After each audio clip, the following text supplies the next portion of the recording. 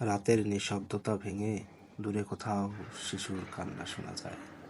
মা তার সন্তানকে বুকের মধ্যে জড়িয়ে ধরে, যেন সমুদ্রের ঢেউ তার সন্তানকে না নিয়ে যায়।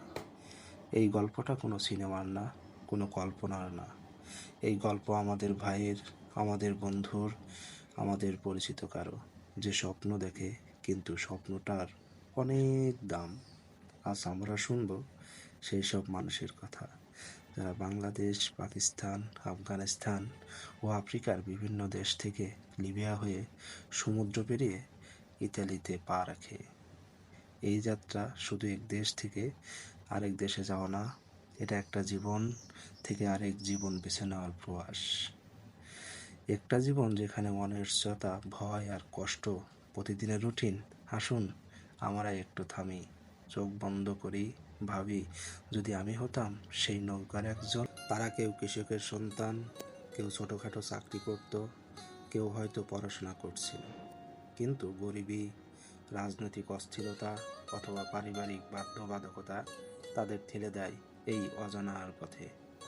ইউরোপে গেলে সব ঠিক হয়ে যাবে, এই কথা তাদের ভরসা করিয়ে দেয় কিছু দালাল, যারা মানুষের স্বপ্নকে পণ্যে পরিণত করে।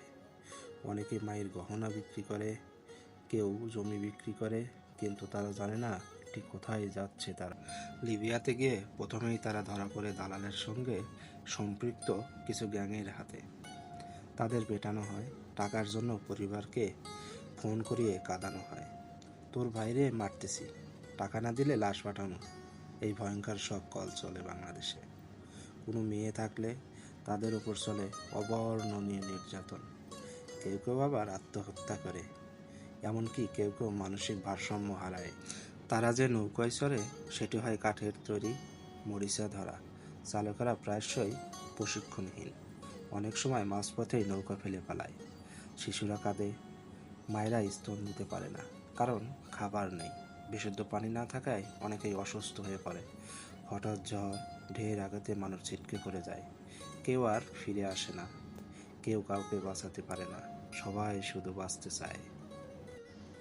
যারা বেঁচে ইতালিতে আসে তাদের জীবনের গল্প থামে না, বরং আরেক কঠিন অধ্যায় শুরু হয়।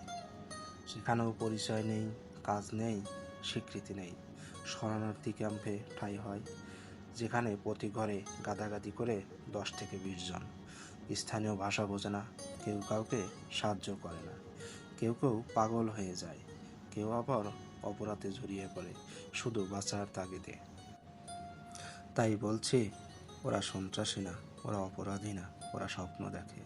কিন্তু স্বপ্ন দেখার আগে কখনো ওদের কাঁদতে দেখেছেন?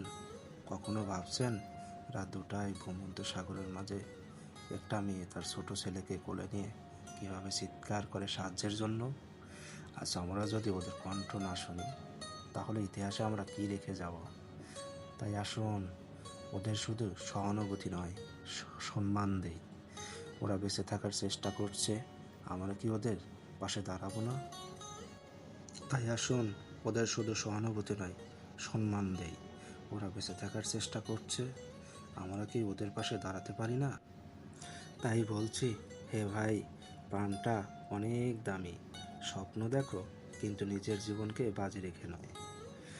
ভালো থাকার স্বপ্ন যদি মৃত্যুর পথে নিয়ে যায়, তবে সেটা স্বপ্ন নয়, সেটা এক ফাঁদ। ইউরোপের রাস্তা যত সহজ শোনায়, বাস্তবে সেটা হাজারো কবরের উপরে গড়া।